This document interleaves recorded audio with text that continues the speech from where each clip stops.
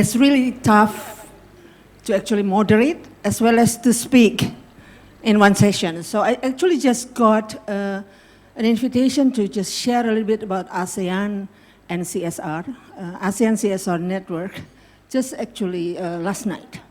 So I came here pretty relaxed actually to moderate this session. And this session is actually very important. It's not because our event today is close to the closing, so that we are talking about mining closure, but I would like to invite you to two keywords that you have been watching from the morning. What are they? It's really in front of that.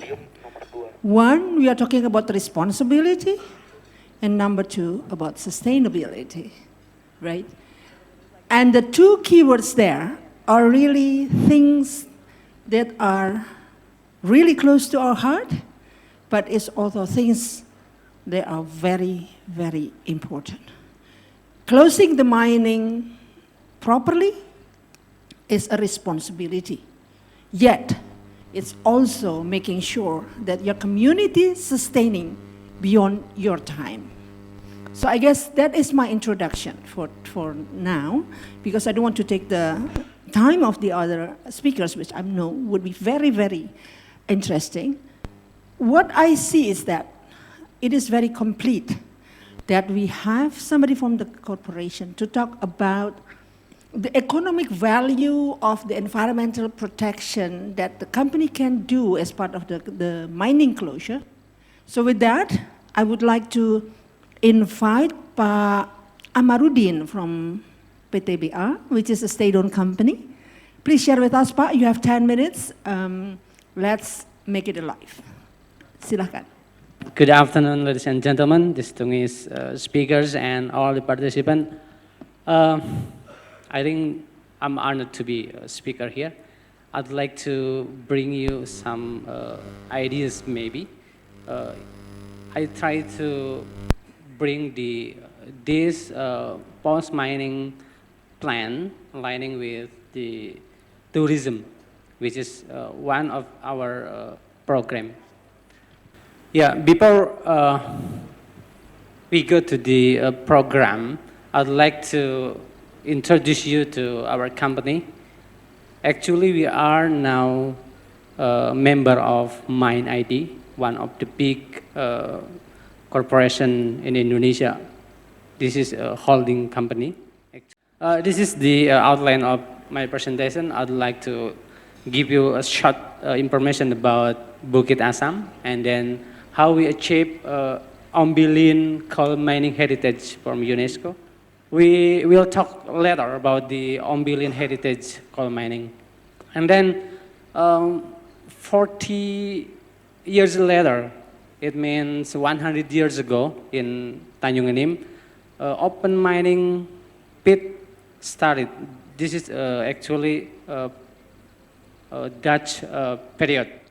I think it's very important to us to how to optimize the mine ex-mine land in our site. So this is an opportunity for us to give a solution for community to make this place valuable for community. And then we have a long historical memory in Tanjung Enim. So we think that cultural history and mining site is one of our consideration. Yeah, I think that's all. My presentation. Thanks for your kind attention. Assalamualaikum warahmatullahi wabarakatuh. Waalaikumsalam. Thank you, Pak Amarudin. Very, very interesting. And we all know, I think for our friends from Indonesia, West Sumatra is very exotic, if you know that. I just came back from there last week. A couple of days ago. And of course, for friends from other places in ASEAN, take a time to go there. And I'm sure Pak Amirudin would be happy to host that when, our friends coming to that area, right? Tanjung Enim and Sawah Lunto. They are both very beautiful. Next to me is now Mrs. Katsirin Pangsen. from the Department of Minerals, Fuels, Ministry of Energy of Thailand, for which you would like to also invite your colleague to join, or no? Yes. Yes. May we invite Mrs. Warungkan Surya, Research and Development Department. We have one spare seat here, so please do come on stage.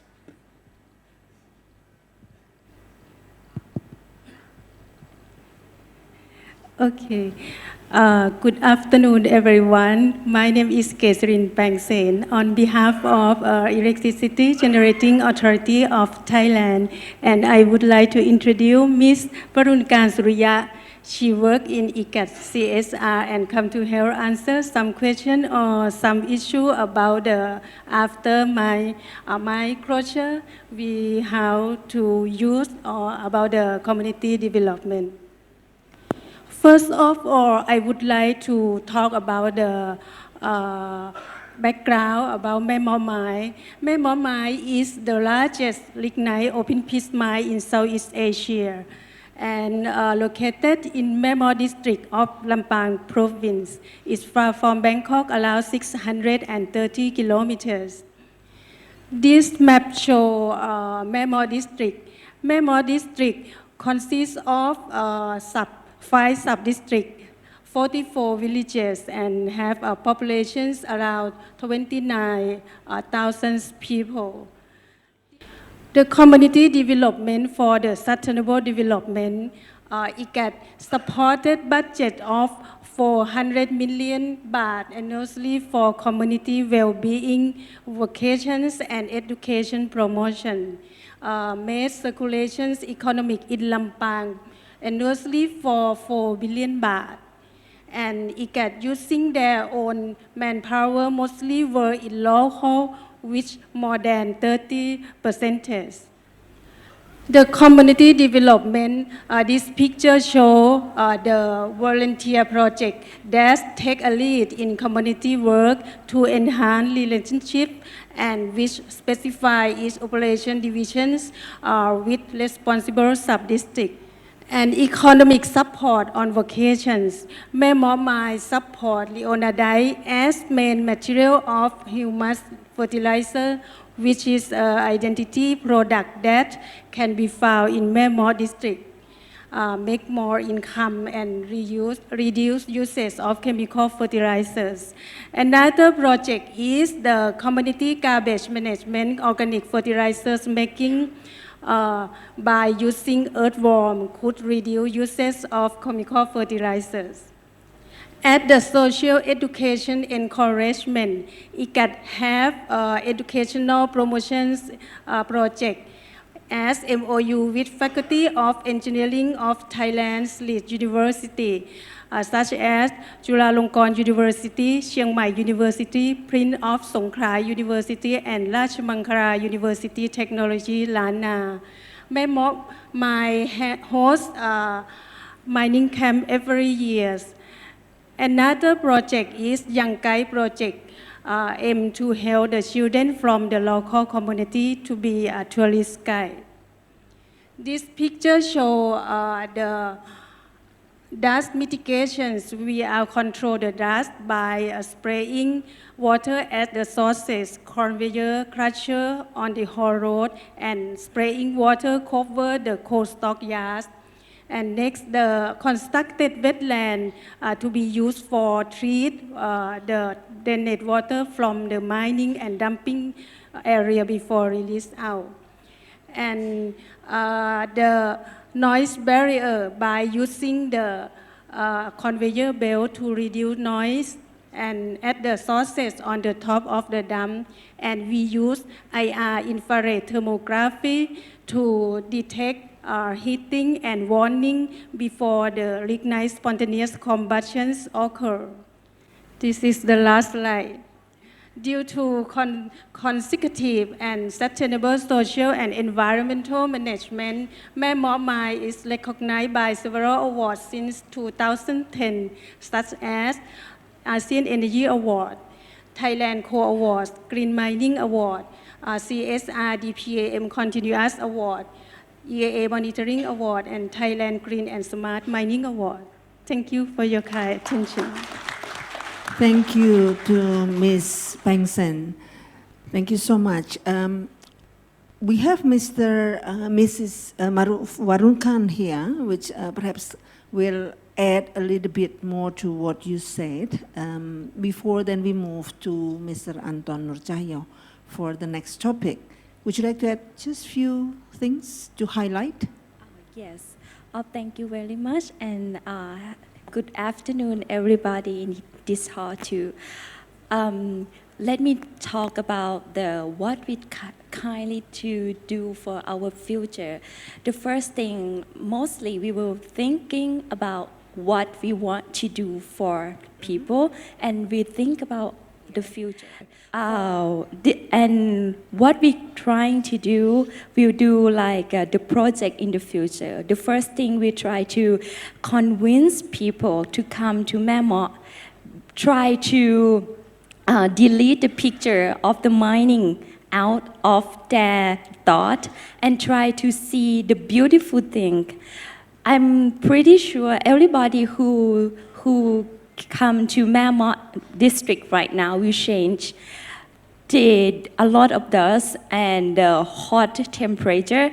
Right now it's like covering with the flower and the good place, good environment, good air, and you can travel every year. Thank you so much. We can't wait to go to Thailand next, right? Okay, so you may vote for the next workshop. Thank you so much for your sharings. Last but not least, we are talking about community, right? And we've been talking about human and human. In the last session of this, we see there another creature in the world that is very similar to human. It's called orangutan, or people, you call it the forest man, whatever you call it in English. And this is what Pak Anton Nurcahyo will share with us on how actually companies can do and contribute as part of their mining closure is to actually preserve the orangutan. This is our land use management in the 1800 in here close to Samboja in Balikpapan, and then there are some companies that responsible or give their effort and support to the land rehabilitations there. So some companies helping us on the cost and also technical assistance. And yeah, that's very expensive enclosure in Central Kalimantan for the quarantine before we release the orangutan. And that company also support us on providing helicopter for more than 25 flights before we are doing the releases to look to do the flyover on the area for suitable area for releases, and also to transport the orangutan into that release site. And there are some vehicles and equipment that we got from them. And in the last 5 years, that's the number of money that we receive from the company on this CSR scheme, because of we got money from any other scheme as well. So it consists, in the last 5 years, we have 43 companies that are working with us. That number is about kind of 2% to 4% of our expenses per year. And that's the in-kind donations from the company. Thank you so much. Next, please, can you help? And these are our current members. These are the local network organizations that are promoting CSR in the region.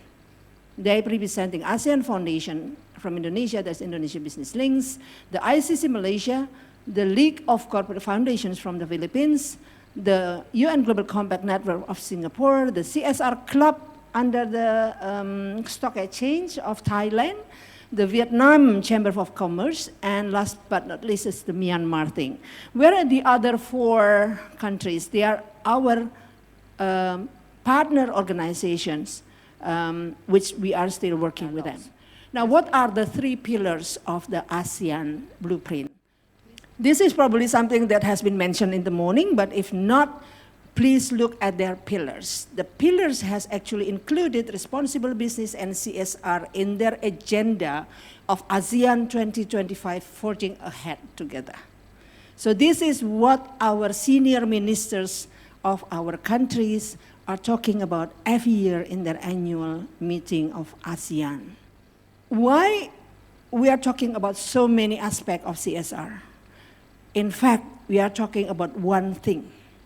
If we have a strong integrity, then we will care of the environment, we will care of the people, we will care of the human rights, we will care of the economic of the local community. If all our nations carrying the attitude towards integrity. And this is actually printed under the ASEAN Political Security Community Blueprint to 2025. There is a book of that, and you can download it from their website. Next. Sorry, click again, please. This is why the ASEAN CSR networks believe on collective action. We know that integrity is a difficult thing to actually promote in these countries. We always thinking integrity about anti-corruption, while actually it goes beyond that. We talk about sustainability, we talk about responsibility, and then we also talk about the other ethical behavior of running business. This is why we see that integrity actually has no border. This is not about companies bribing government officials. It's the responsibility of all of us. This is why we campaign towards integrity has no burdens since few years ago, where business to say no to corruption, regardless where they are in the ASEAN. So Thai companies, when they're operating in Myanmar, don't bribe. Indonesian companies, when you go to other countries, don't bribe. And let's work together on that. So these are the organizations that have been working together on that. What the message I would like to say is that whenever we talk about responsible and sustainable business, we cannot work alone. Let's work collectively, because companies don't like to be in the hot spot yourself, right? Let's work together, please. So this is what the ways forward. We need to provide, or we need to have platforms of knowledge sharing and partnership building. This is a knowledge sharing platform. But yet, Pak Anton mentioned, and the other mentioned about partnership. We need to work together. Let's have a comparable benchmark among ourselves. How companies in different countries would adopt similar guidelines and respect to it. And therefore, we are not in a competition mode here in the ASEAN. We are all brothers and sisters. Let's strengthen the cooperation among private sector in this region, and we can convey any concern and any interest we have as corporation to the states, to our governments, through this platform, whereby they will talk and discuss about the policy that are going win-win with us as corporation. And they have this annual SOM meeting, not just annual, there are other SOM meeting happening throughout this year.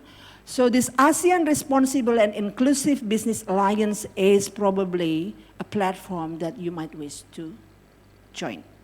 So I close my slide by saying if we or you want to go fast, you may go alone. But if you want to create wider impact, let's do it together. Thank you. I would like to invite any question, any comment, or any suggestion from you from the floor, please. Quick question for the two beautiful women from Thailand. When I read your presentation, it is written that 400 million baht for community development. Is that yearly spend or total spending? That's all. Maybe we take the other two questions first, and then we take turn in terms of answering that. Please. Yeah, thank you for the information. Appreciate for the Pak Anton presentation. Yeah, it a good sharing on the business to care the environment, special biodiversity such orangutan. So that's good sharing to be can, yeah, other friend can how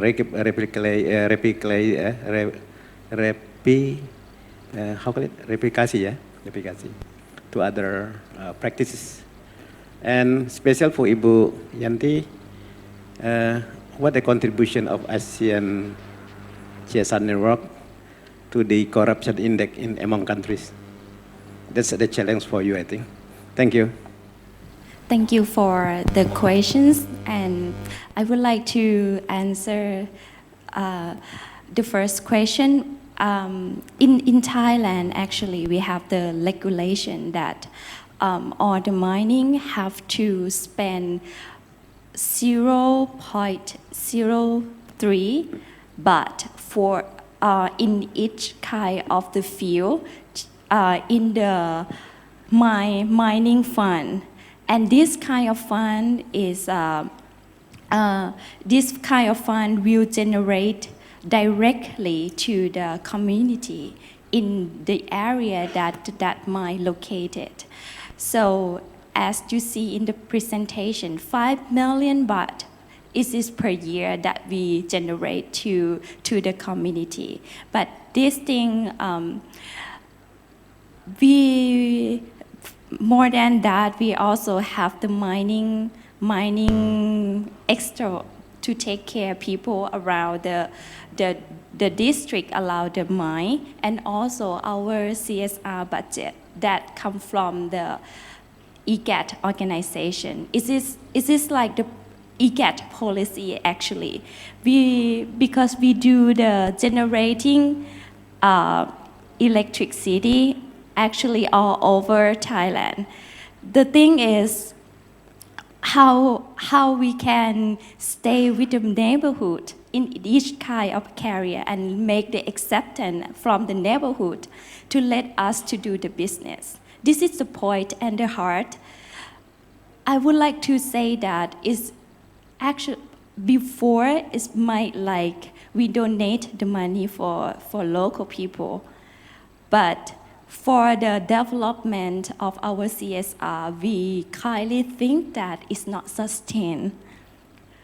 So one of things we would like to separate our budget to be 3 dimensions. The first, for the mining fund, we would like to give it to them as the people who suffer from the mining. This is the directly suffer from maybe dust, noise, or vibration on anything else that affect to their living every day. The second thing is we follow and let the community set up their own committee and try to think about what their area, their neighborhood would like to develop. This is like I said before, is in outside in. So this kind of 5 million baht, it looks like a lot, but they can solve the pain point for them. They can go to many kind of the supporting, for example, the career supporter, environmental problems, and also the fundamental. As we see, the mining area, of course, is not developed, but the people have the well-being as the employee who stayed. We like the employee who stay in the organization. We got the income monthly. But for the local people, when they look at us, how so different. We try to find a way to increase the quality of life with this kind of fund. But also, the last fund with our CSR budget. Why we still have this kind of budget? Because this kind of budget might not a lot for everybody, but it's kind of the way we try to make the bridge from EGAT to the local people to feel like when we stay in their area, but we still family. And this is the main point that how we can operate and live happily together. together. Anton, would you like to answer the question about? I think it is not really questions, but kind of suggestions, right? Yeah, but allow me to explain a little bit on how we operate. So far, the expenses or our budget is 50% is from adoptions. So people from all over the world give $10, $15 every month to us. But there are many, not that many, but enough. And then about 20% are from funding that generated by our partners in overseas, and less than 30% nationally in Indonesia, which is mainly from company. So we are doing a lot of things. Of course, we receiving money, no questions, like from the CSR, and then we doing best management practices with the company. We give assistance on how they solve the problem related orangutan in their place. But then they have to pay for the working time that our staff doing. And just recently we got news that another big bank in Indonesia will give us about 40,000 US dollar, and another one of the biggest flight company will give us another about 20,000 US dollar as well. So that's how we are working.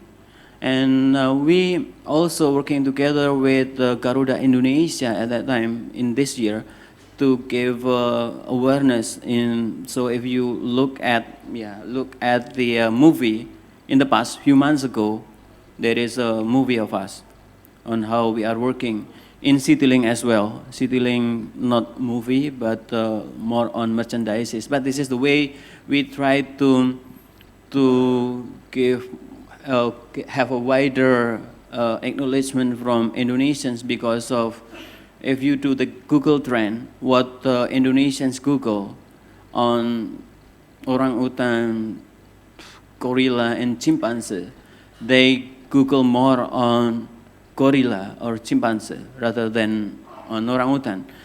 But maybe because of they know it well, because of surrounding around them. But I'm not really believing it. But yeah, we try our best. Yeah, in the forum like this. This is the way I try to persuade the companies, please help us. And yeah, something like that. Interesting that I see in the list there is no mining company yet. There are. Yeah. Okay. So I don't want to make a long conclusion about it, but I just would like to highlight very, very briefly of what we learned from our session today.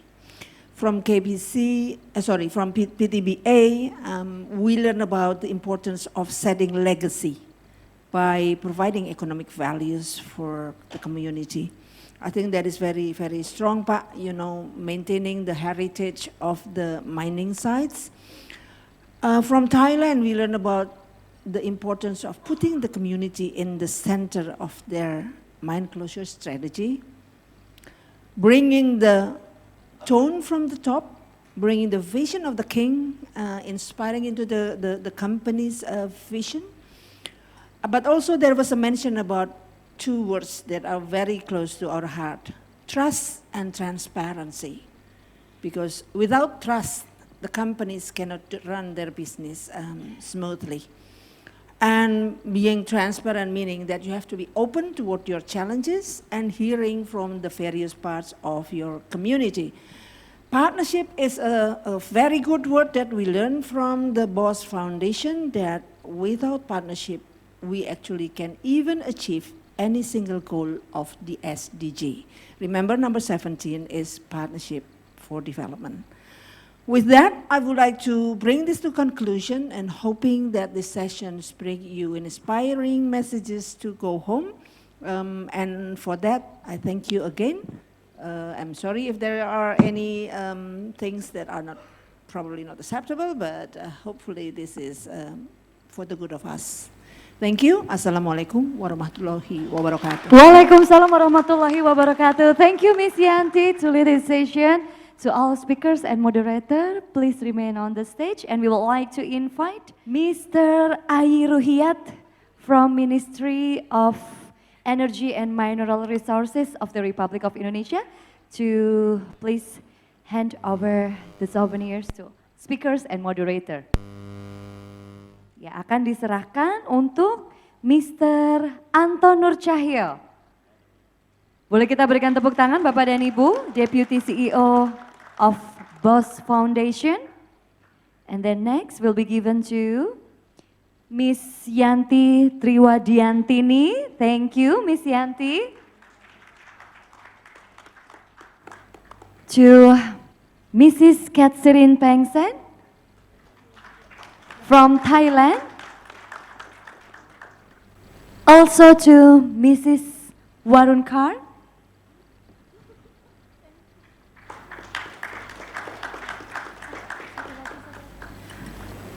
Alright, boleh kita berikan semangat tepuk tangan untuk Mr. Amarudin dari PT Bukit Asam, terima kasih.